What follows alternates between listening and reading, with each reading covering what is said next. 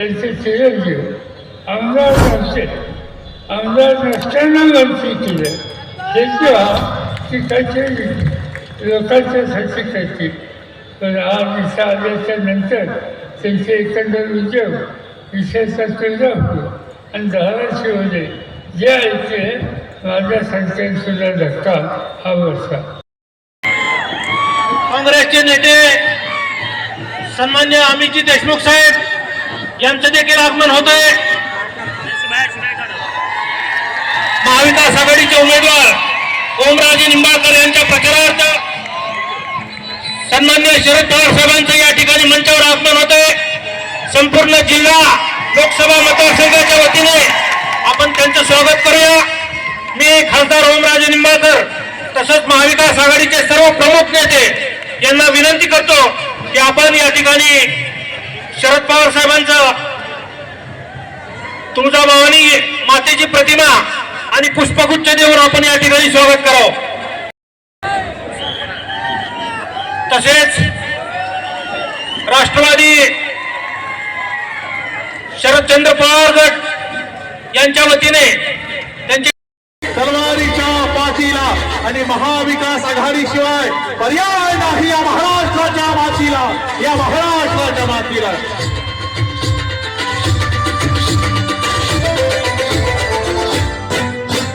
महाविकास आघाडी सत्कार करावा.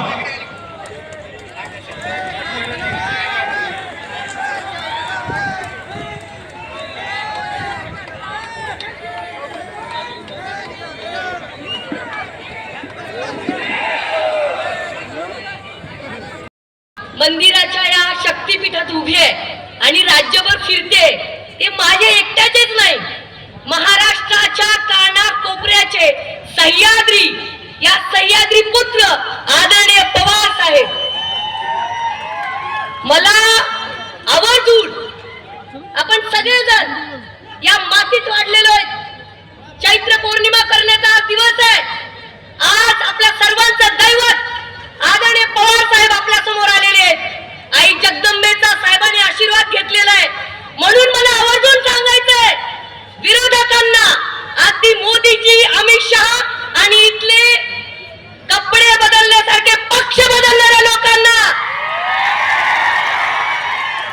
तेरे हर एक वार का पलटवार हूं, तेरे हर एक वार का पलटवार हूं, यूं ही नहीं कहलाता मैं शरद पवार हूं. थोडं थांबा. वाटलं आदरणीय अजितदादांनी घड्याळ चोरलं, आता साहेबांचं काय?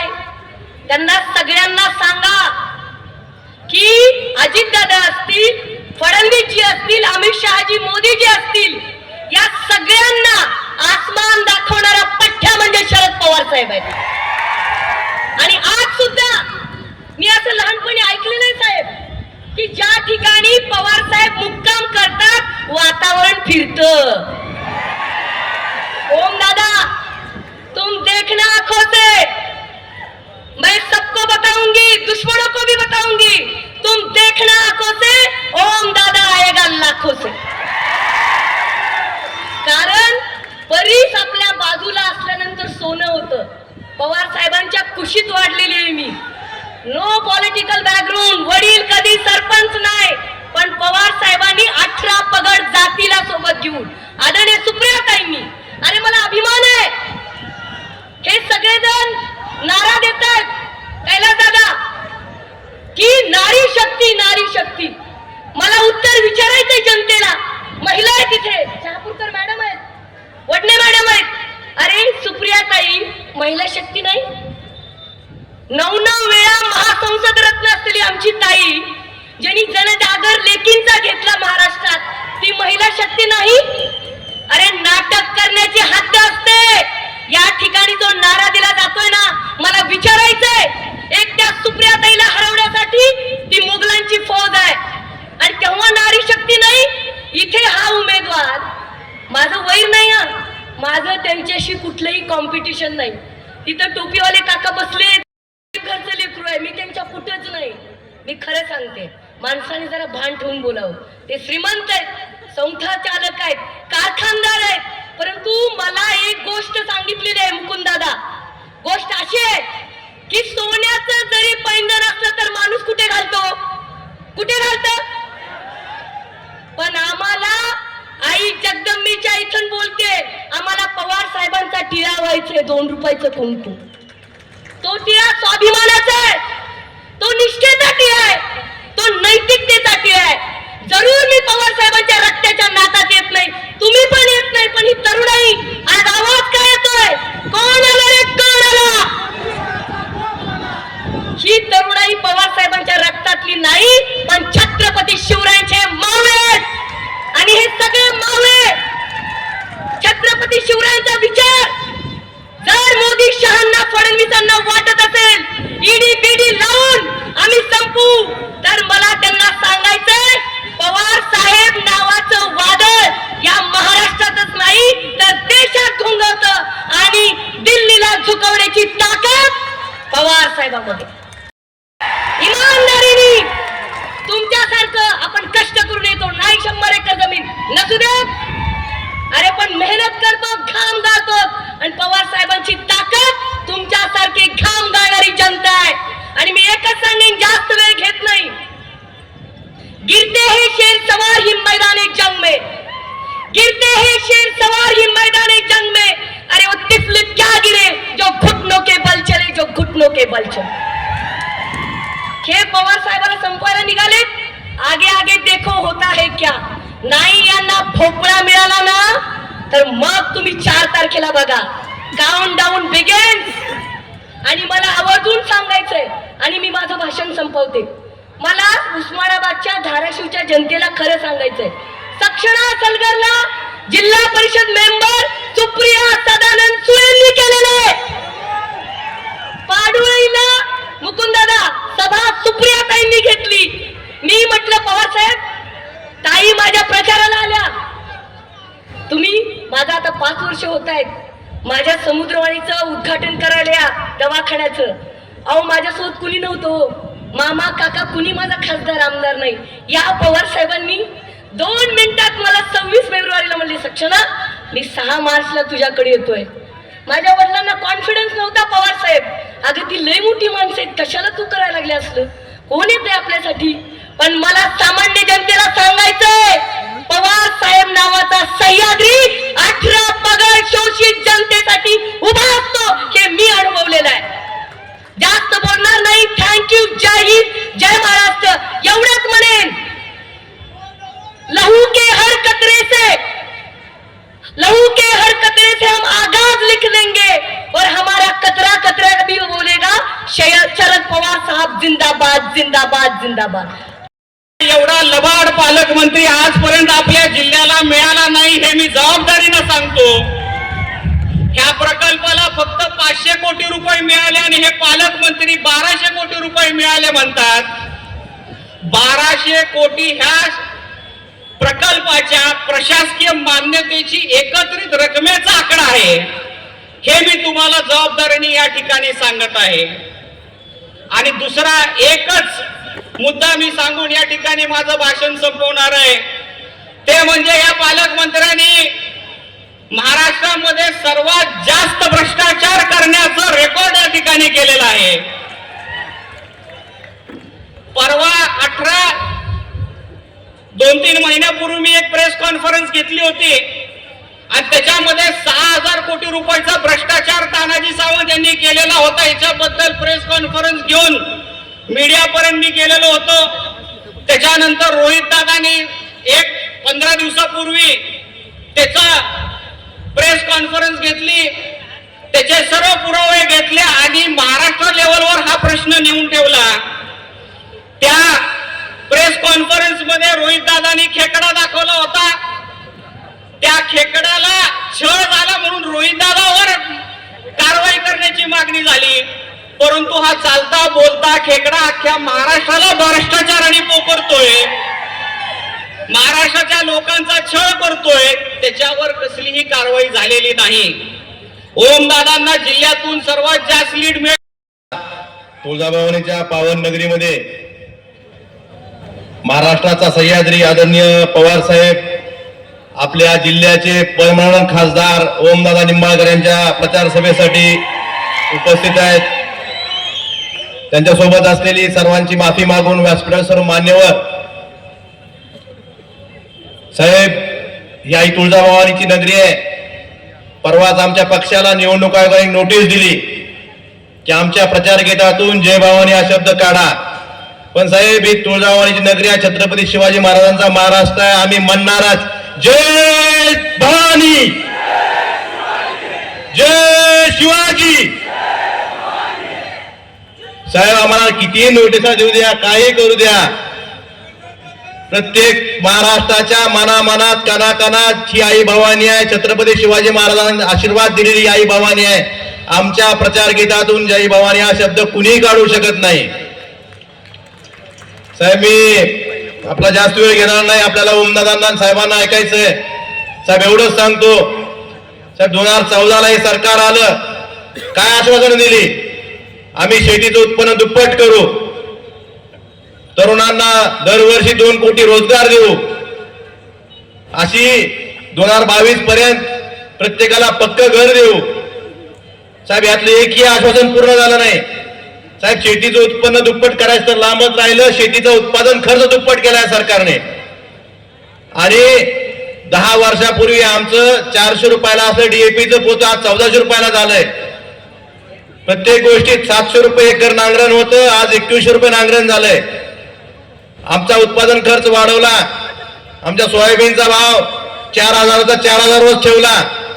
आमच्या कांदा उत्पादक शेतकरी मोठ्या प्रमाणात कांदा पिकवतो, कांद्याची निर्यात बंदी लागू केली. आणि आपल्या देशाचे पंतप्रधान काय म्हणतात? हे मागच्या 10 वर्षाचे येतो टेलर आहे, पिक्चर आम्ही बाकी आहे. मग आमचं सोयाबीन 4000चं 1000 रुपयावर आणल्यावर तुमचा पिक्चर दाखवणार आहे का आम्हाला तुम्ही? त्यामुळं साहेब, या जिल्ह्याच्या बाबतीत आपण आवर्जून सगळ्यांच्या साक्षीनं सांगतील संपूर्ण शेतकऱ्यांचं ज्यांनी एका झटक्यात कुठलेही अटी निकष न ठेवता 72,000 कोटीची कर्जमाफी दिली, ते शेतकऱ्याचे जाणते राजे सन्माननीय शरदचंद्रजी पवार साहेब.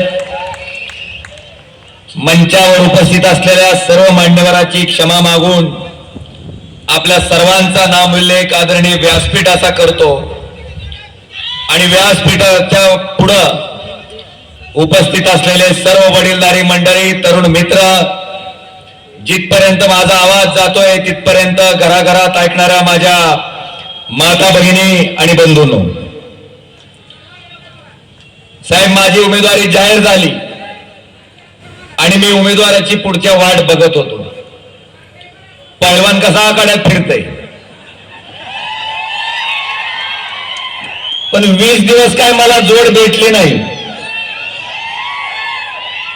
आधी रोज एक नाव यायचं, पुन्हा काही काळाच्या नंतर दिवसातून 2-2 नावं यावी लागली आणि त्याच्यानंतर शेवटी तर दिवसातून 3-3दा नावं यायला लागली. जेवढे विभागातले आमदार आहेत तेवढे सगळे तपासून झाले, एकही पट्टा भेटला नाही. शेवटी ना इलाजानं एक द्रोण त्या पत्रवाळीवर टेकलं. आता लढाई सुरू झाली, आता ही लढाई सुरू झाली. आता थांब की, एका बाजूला ओमराजे आहे आणि दुसऱ्या बाजूला डॉक्टर पद्मसिंह पाटील आणि राणा पाटलाचं कुटुंब आहे. साहेब, मला आता या दोघांची तुलना करणं गरजेचं आहे. महाराष्ट्राच्या मंत्रिमंडळात आपल्या आशीर्वादानं पद्मसिंह पाटील कायमस्वरूपी त्या ठिकाणी मंत्री म्हणून या जिल्ह्याचं नेतृत्व केलं. त्याच्यानंतर राणा पाटलाला साहेब वर्गात सुद्धा मास्तरनं मॉनिटर केलं नसेल कवा, पण साहेब तुमच्या आशीर्वादानं डायरेक्ट महाराष्ट्राच्या मंत्रिमंडळात राज्यमंत्री म्हणून त्याने काम केलं. 40 वर्ष या जिल्ह्याचं मंत्री म्हणून नेतृत्व केल्याच्या नंतर ह्या जिल्ह्याला त्यांच्या मंत्रिपदाचा काय फायदा झाला? अरे थांबा, फायदा हा झाला की केंद्र सरकारनं मागासलेल्या जिल्ह्याची यादी जाहीर केली, दरिद्री जिल्ह्याची यादी जाहीर केली आणि या मागासलेल्या दरिद्री जिल्ह्याच्या यादीत हा धाराशिव जिल्हा देशात क्रमांक 3चा जिल्हा म्हणून त्या ठिकाणी जाहीर झाला साहेब, देशात क्रमांक 3चा. गंमत असे की ज्याने मंत्री म्हणून नेतृत्व केलं त्या मंत्रिपदाचा जिल्ह्याला उपयोग काय? तर दरिद्री जिल्ह्याच्या यादीत हा धाराशिव जिल्हा क्रमांक 3ला. आणि साहेब गंमत असे ज्यांनी मंत्री म्हणून काम केलं ते पद्मसिंह पाटील 2009ची लोकसभा लढवत होते, स्वतःची इस्टेट जाहीर केली. ती इस्टेट जाहीर केल्याच्या नंतर मात्र श्रीमंत खासदाराच्या यादीत हे डॉक्टर पाटलाचा नंबर मात्र देशात सगळ्यात वरचा. बांधवांनो, मला विचारायचंय, ह्या मंत्रिपदाचा उपयोग कुणाला झाला? जिल्ह्याला झाला नाही. आणि साहेब हे झाल्याच्या नंतर 40 वर्ष तुम्ही त्यांना अखंड जे मंत्रिपद दिलं त्याची थोडीही जाणीव न ठेवता आपल्या सोबत गद्दारी करून हे राणा पाटील एका रात्रीत कुठे गेले? कमळाबाईकडं, भाजपकडं. काय सांगितलं? विकास करायचा आहे म्हणले आम्हाला, विकास. आणि मग आता गंमत अशी झाली की राष्ट्रवादीमधनं भाजपमध्ये गेले विकास करायसाठी. आता त्याच भाजपला काही का जमला नाही काय की परत आमच्या अर्चनाताई कोणत्या पार्टीत? हाणलेल्या घड्याळाच्या पार्टीत साहेब, हाणलेल्या घड्याळाच्या पार्टीत. आता परत कारण काय सांगितलं? विकास. डॉक्टर पाटील, राणा पाटील कुटुंबाचा विकास आणि मकरंद अनासपुरेचा सिनेमा बघितला का ती? गल्लीत गोंधळ दिल्लीत मुजरा. ती मकरंद अनासपुरे त्या सिनेमात म्हणते, देवा देवा मला आमदार कर, मी तुला सोन्याची टोपी घालतो. देव प्रसन्न होतंय, मकरंद अनासपुरेला आमदार करतोय. ही मकरंद अनासपुरे बी राणा पाटला सारखा हुशार. गावात सोन्या नावाचं पोरग हुडकीत आहे, त्याला टोपी घालतय आणि तीच टोपी काढून पुन्हा देवाला घालतय, म्हणतय झाला तुझा नवस पूर्ण. की हाणलेलं गबाळ ईडी पासून वाचवायचं होतं आणि तिकडं काय मंत्रीपद भेटतंय का बघायचं होतं. साहेब त्यांच्यापेक्षा आम्ही बरे.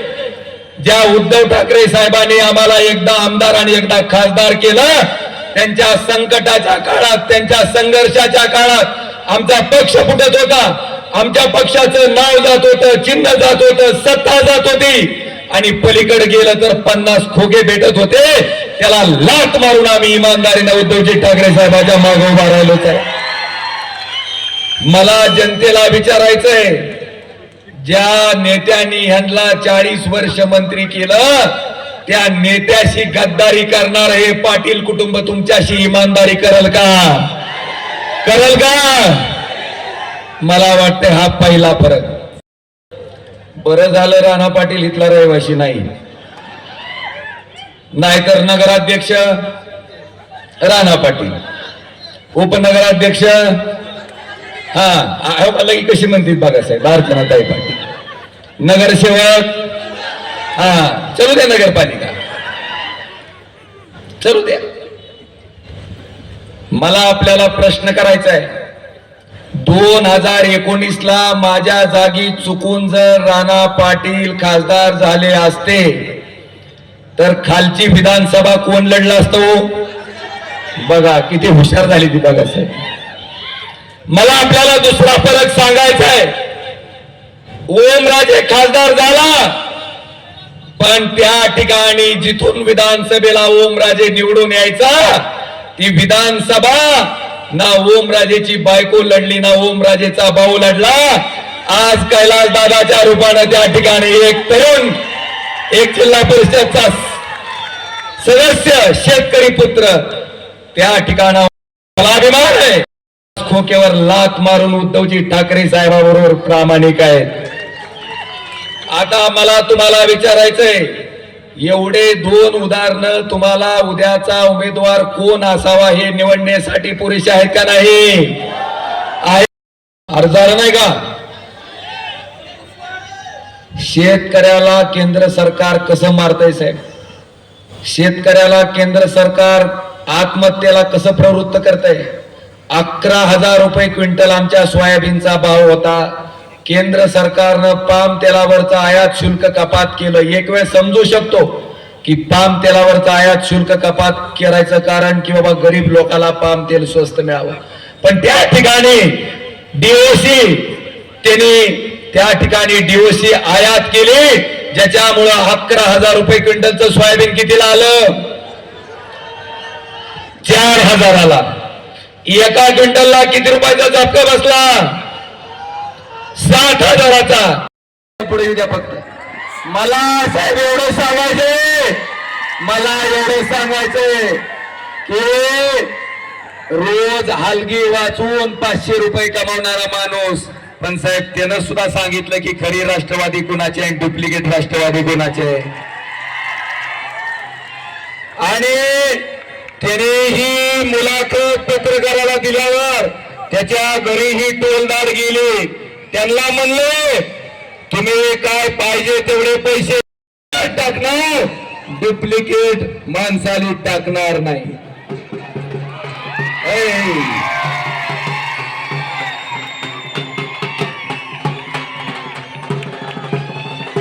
मामा थांबा साहेब. सामान्य माणसाची ही भावना आहे, सामान्य माणसाची. मला वाटते मंत्री केलेली, आमदार केलेली माणसं साहेब फुटली, पण 500 रुपये देऊन दिवसाचा आपल्या घराचा प्रपंच चालवणारा हा सामान्य माणूस त्या ठिकाणी फुटला नाही साहेब. ही महाराष्ट्राची ताकद आहे, ही महाराष्ट्राची शक्ती आहे, ही महाराष्ट्राची लोकशाही आहे, ही निष्ठेची शक्ती आहे. मला वाटतं यांचं थोडं जरा बघा रे फुटणाऱ्या भाऊ, घ्या आदर्श जरा यांचा. आज विषय असंख्य आहेत. आपल्या सगळ्यांना, पवार साहेबांना आपल्याला ऐकायचंय. मी आपल्या सगळ्याला एकच विनंती करणार आहे, उद्याच्या येणाऱ्या 8 तारखेला, मला माहिती आहे 7 आहे ती, पण हाट म्हणून 8 म्हणलं माझं बी भाषण मन की बात ऐकलं नाही, ऐकायला का खरं ऐकायला म्हणलं. पण 8 म्हणल्या 7 आलं. बांधवानो, उद्याच्या बाबतीत फक्त एकच मला आवर्जून सांगायचंय, आपलं चिन्ह बांध चोरलाय. चिन्ह कोणचं आहे आपलं? कोणचं चिन्ह आपलं? चिन्ह कोणचं आपलं? या मशालीचं चिन्ह 2 पेट्या आल्यात. पहिल्या पेटीवर कितव्या नंबरला आहे? 2 नंबरला. मतदान करताना कुत्र माग लागल्याने मतदान करू नका, शांततेत. पहिल्यांदा ज्याला लिहिता वाचता येतंय त्यानं पहिल्या पेटीवरचं क्रमांक 2चं नाव वाचा. ज्याला लिहिता वाचता येत नाही त्यानं त्याच्या पुढचा माझा फोटो बघा. मला तर ओळखी दाव की काय अडचण नाही. माझा फोटो 2 नंबरचा बघितल्याच्या नंतर त्याच्या पुढचं चिन्ह बघा काय असणार आहे. अशी दिसते, अशी इथं जी लावली का तशी. आणि चिन्ह बघितल्याच्या नंतर 2 नंबरचं बटन दाबलं की टुई म्हणून आवाज येते. तरी मतदान पूर्ण झालं नाही. टुई म्हणून आवाज आला की शेजारी एक मशीन ठेवली. त्या मशीन मध्ये एक चिठ्ठी येते. 7 सेकंद थांबती. ती चिठ्ठी मशालीचं बटन दाबलं तर मशालीचीच आहे का बघायची. आणि ती खात्री झाल्याच्या नंतरच तिथून बाहेर पडायचं. जर बटन मशालीचं दाबलं आणि चिठ्ठी जर दुसऱ्या चिन्हाची पडली तर त्याच वेळेस मतदान बंद करायचं. त्याला सांगायचं हिथं घोळ व्हायलाय का? आता मशिनीतलं मतदान मोजताना ह्या चिठ्ठ्या सुद्धा मोजणार आहे. त्याच्यामुळं तुम्ही जर मशालीचं बटन दाबलं, मशालीची चिठ्ठी पडली तर आपलं मतदान मशालीला गेला ही त्याचा पुरावा आहे. आणि चिठ्ठ्या मोजल्यामुळं त्याच्यात घोळ होणार. संपूर्ण महाराष्ट्राला निष्ठेचा संदेश देणारा आपला धाराशिवचा पुत्र महादेव कांबळे यांचा सत्कार आदरणीय पवार साहेबांनी करावा अशी मी त्यांना विनंती करतो.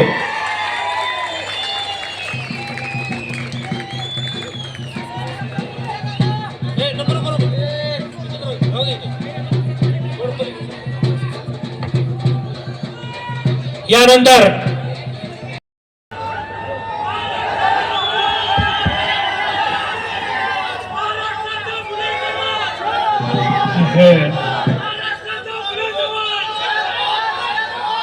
येथे आत्तासुद्धा म्हणायचे आत्तापर्यंतचे खासदार आणि उद्याचे उमेदवार प्रकाशराज निंबाळकर आमदार कैलास पाटील या ठिकाणी उपस्थित असलेले आमचे ज्येष्ठ सरकारी जीवनरावजी घोडे उपस्थित असलेले तुम्ही सगळे वैभव देशाच्या लोकसभेची निवडणूक आहे आणि या निवडणुकीमध्ये जी काही स्थिती आहे देशाची ती तुमच्या घराला मांडावी या हेतूने आम्ही या ठिकाणी आलो. गेले काही दिवस महाराष्ट्राच्या जिल्ह्यात जायचा प्रयत्न माझा आहे. सातारला गेलो, पुण्याला गेलो, सोलापूर जिल्ह्यात गेलो, जळगाव जिल्ह्यात गेलो, नाशिक जिल्ह्यात गेलो, अहमदनगर जिल्ह्यात गेलो, जालन्यामध्ये गेलो, औरंगाबादला गेलो, परभणीला गेलो आणि आज धाराशिवमध्ये उभा आहे.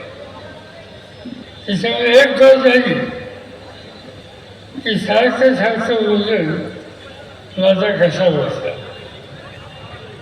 पण घसा बसलो त्याच्या आणखी काय होत. आज देशाच्या समोरची जी स्थिती आहे त्याच्यामध्ये तुम्ही जे जागे झालो नाही तर अनेक संकटांना अनेक वर्ष सोडून द्यावं लागेल. आणि म्हणून मोदी हे देशाचे प्रधानमंत्री त्यांचं नक्की राष्ट्र प्रशासन काय आहे हे तुम्हाला सांगावं या हेतूनच जास्त उभा आहे. आपला देश हा सामान्य लोकांचा देश, लोकांच्या समोरची संकट आहे. काय संकट आहे? खेड्यापाड्याचा माणूस असो, शहराचा मध्यमवर्गीय असो, त्याला विचारलं तुझ्या पुढचे अक्षर काय? पहिलं उत्तर येतं महागाईचं शासन केलं. आधी महागाई कोण निर्माण केली? राज्यकर्ते कोण आहे आणि त्यांचं आश्वासन काय होतं? हे राज्यकर्ते 2014 साली सत्तेवर आले. 2014ला मग स्वागत असताना मोदी साहेबांनी सांगितलं की पेट्रोलचा दर 50%ने 50 दिवसामध्ये हे कमी करतो. आज काय झालं? जेव्हा सांगितलं त्यावेळेला पेट्रोलचे दर होते 71 रुपये. ते 71 रुपये दर लिटरचे 50 दिवसात कमी करणार होते. आज 3,650 दिवस झाले. पेट्रोलचे दर खाली आले का? आज पेट्रोलचा दर एका लिटरला 106 झालं. म्हणजे होता 71, 50% कमी करायचं आश्वासन 6 करून टाकलं. पेट्रोल वाढलं, प्रवास वाढायचा, पेट्रोल वाढलं तर शेतकऱ्याचा शेतीचा लाभ विकायला घ्यायचा म्हणजे तर त्याचा ओझा वाढतो. पेट्रोल वाढलं म्हणजे त्यानंतर घरखर्च वाढतो आणि महागाशी इथं सामान्य माणसाला अधिक बसायला असतं. एक झालं पेट्रोल. अनेकांच्या घरामध्ये आज उशिरा गॅसचं सिलेंडर काय किंमत होती? मोदींनी 2014ला घरगुती गॅसच्या संबंधीची किंमत 50% आणायची कमी केली. त्यावेळेला 2430 रुपये एका सिलेंडरला आणि आज तो झाला 1167. हा त्यांचा हिशोब. सिलेंडरचे दर वाढले, पेट्रोलचे दर वाढले, डिझेलचे दर वाढले. सामान्य माणसाचा संसार आणि व्यवहार चालवलं हे दिवसेंदिवस अवघड होत बसतं. आधीच्या वक्त्यांनी सांगितलं या देशामध्ये तरुण लोक आहेत आणि तरुणांच्या समोरचा सगळ्यात मोठा प्रश्न कोणता असेल तर तो बेकारीचा होतो. आजकाल बेकारीच्या भाषणाची काय स्थिती? या जगामध्ये एक संघटना तिचं नाव ILO इंटरनॅशनल लेबर ऑर्गनायझेशन कामगारांचा आणि बेरोजगार तरुणांचा सगळ्या जगाचा अभ्यास ते करतात आणि त्यांनी असा अहवाल दिला की हिंदुस्थानामध्ये 100 मुलं जर घेतली तर त्याचे 87 मुलं ही बेकार होतात.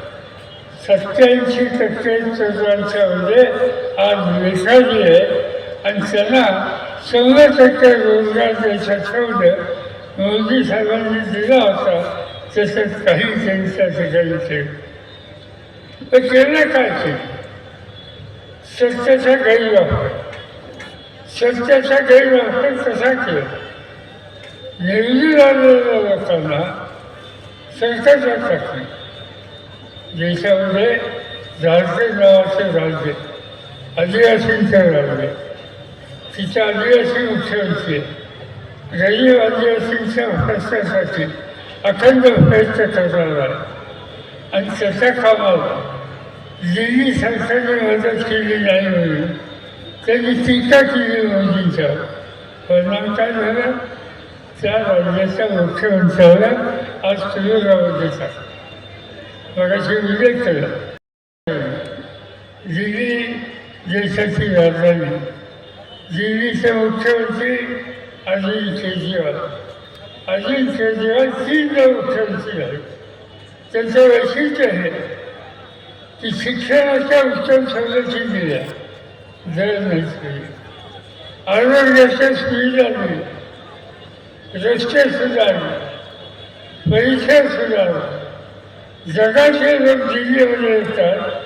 अरविंद केजरीवाल यांनी केलेलं काम हे बघण्याच्यासाठी त्या ठिकाणी येतात आणि असं काम करणारा माणूस मुख्यमंत्री आज जेलमध्ये आहे. एक गोष्ट अशी आली की मुंबईच्या कृषी बाजार समितीमध्ये निवडून आलेल्या कमिटीच्या लोकांना कुठं काहीतरी आरोप झाले तर त्याचा एक मुख्य माणूस संजय पानसरे त्याचं नाव त्यांना आज अटक करून टाकलं.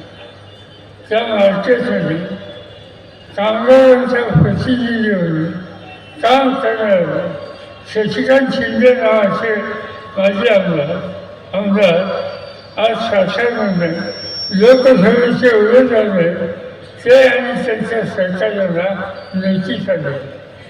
निवडणूक चालू असतात लोकप्रतिनिधी असलेल्या व्यक्तीला आज नोटिसा देतात, त्यांना अटक करण्याची दौलती देतात. याचा अर्थ सत्य आहे की सत्तेचा गैरवापर करणं म्हणजे एक काही काम आज या देशाचे प्रधानमंत्री असाल आणि ते जर चित्र बदलायचं असेल तर या निवडणुकीमध्ये ओमराजे निंबाळकरांना आमच्या वर्षाने विजय करणं हे तुमचं माझं सगळ्यांचं कर्तव्य. या दिव्याच्या संबंधी माझे अनेक वर्षाचे संबंध पद्मश्री भाषांची होते आणि त्यांना साथी दिली, शक्ती दिली. त्याने उस्मानाबाद धाराशिव हा जिल्हा विकासाच्या संदर्भात फिरवलेला पाहिजे ही मनापासूनची इच्छा होती. बदलली, महत्त्वाचे अधिकार दिले आणि हे सगळं केल्याच्या नंतर आज मी इथं आल्यापासून ऐकतोय की जे कोणत्या पद्धतीने या जिल्ह्यामध्ये राजकारण चालू आहे आणि कोणत्या पद्धतीने त्यांनी विकास केला. असे वडीलधार ओमप्रकाशराजे निंबाळकर यांचं भाषण ऐकल्यानंतर मला आश्चर्य होतं. इथे हॉस्पिटल काढायचा प्रस्ताव होता, तो मान्य केला आणि त्या हॉस्पिटल नेलं कुठं? नेलेला नवा मुंबईला. आज धाराशिव जिल्ह्यामध्ये इथल्या गरीब पेशंटची गरज भागवण्याची अत्यंत आवश्यकता होती. अशा असताना हॉस्पिटलची फसवणी मिळवली आणि ते नव्या मुंबईत केलं आणि गरिबांच्यासाठी सरकारने दिलेली ही या धाराशिव जिल्ह्याने शक्ती दिली, मोठे केलं. त्यांना न्याय द्यायचा नाही आणि न्याय द्यायचा जसा आपला कवीच्या सवय नाही अशा ठिकाणच्या लोकांना सुविधा देण्याच्या संबंधीचं काम त्या हॉस्पिटलच्या वापर आज त्या ठिकाणी केलं. त्यामुळे माझ्यासारख्याची यांच्याकडनं अपेक्षा आली होती. अनेक गोष्टी केल्या. त्यांचे चिरंजीव आमदार नव्हते, आमदार नसताना मंत्री केलं. तेव्हा ती काहीतरी लोकांच्यासाठी करतील. पण आज इथं आल्याच्या नंतर त्यांचे एकंदर उद्योग विशेषतः तुळजापूर आणि धाराशिवमध्ये जे ऐकले माझ्या संख्येने धक्का हा बसला आणि याला उत्तर एकच आहे. नुसता धक्का बसून चालणार नाही, याला उत्तर शोधलं पाहिजे. अनेक गोष्टी या ठिकाणी त्यांच्या सोपवल्या पण त्याची पूर्तता झाली नाही आणि त्याला उत्तर काय? उत्तर एकच आहे. उद्याच्या निवडणुकीच्या दिवशी मतदान करताना या ठिकाणची जी मशाल आहे त्याच्यासमोर लावणं आणि कितीही संकट आली तर या मतदारसंघातल्या लोकांची साथ कधीही सोडणार नाही असं लौकिक जनता आहे. अशा आज ओमप्रकाशराजे निंबाळकरांना मोठ्या मताने विजय करा एवढीच विनंती या ठिकाणी करतो आणि माझे दोन शब्द सोडतो. शुरू करेंगे. शुरू कर. जनगण मन अधिनायक जय हे भारत भाग्य विधाता. पंजाब सिंध गुजरात मराठा द्राविड उत्कल बंग विंध्य हिमाचल यमुना गंगा उच्चल जलधि तरंग. तव शुभ नामे जागे तव शुभ आशीष मागे गाये तव जय गाथा. जनगण मंगलदायक जय हे भारत भाग्य विधाता. जय हे जय हे